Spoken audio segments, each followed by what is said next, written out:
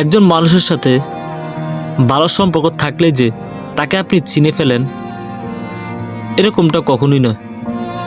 যে পর্যন্ত আপনি কারোর রাগ না দেখছেন, সে পর্যন্ত আপনি তাকে পুরোপুরি চেনেন না, বরং সে আপনার সম্পর্কে কি ধারণা পোষণ করে রেখেছে তা জানেন না। মানুষ যা ভাবে তা সবসময় মুখে বলে না। সামাজিক সৌন্দর্য, সম্পর্ক টিকে রাখার চেষ্টা কিংবা ভদ্রতার মুখোশ পরে অনেক কিছু চেপে রাখে, কিন্তু মনের গভীরে জমে থাকা সেই না বলা কথাগুলো একসময় ফেটে পড়ে রাগের মুহূর্তে। সাইকোলজিক্যালি বলতে গেলে রাগ হলো এমন এক আবেগ বা মুহূর্ত যা মানুষের ভিতরে জমে থাকা না বলা কথাগুলোকে মুখে নিয়ে আসে। রাগের সময় মানুষ এমন অনেক কিছু বলে ফেলে যা সে কখনো ইচ্ছাকৃতভাবে বলতো না, কারণ রাগের সময় তখন তার চিন্তার ফিল্টার কাজ করে না।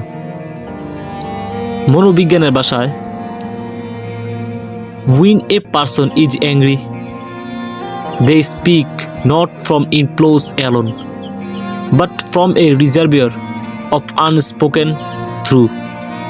অর্থাৎ রাগ কেবলই মুহূর্তিক উত্তেজনা নয়, বরং ভিতরে জমে থাকা ধারণার বিকট প্রকাশ। তাই রাগের সময় মানুষ আসলে নতুন কিছু বলে না, বরং পুরনো চিন্তার মুখোশ খুলে ফেলে।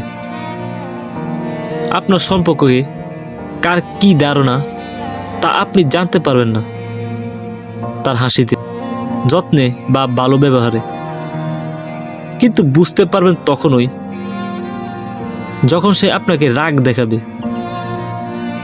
কারণ তখন সে মুখের ভদ্রতা ভুলে গিয়ে মনের সঞ্চিত বাস্তবতাগুলো প্রকাশ করে দেয়। তাই শুধু শুনে নয়, রাগের ভাষা বুঝে বিশ্লেষণ করুন। সম্পর্কটা কোন ভিত্তিতে দাঁড়িয়ে আছে। রাগ অনেক সময় সম্পর্ক নষ্ট করে দেয় না, বরং আপনাকে সত্য চিনিয়ে দেয়।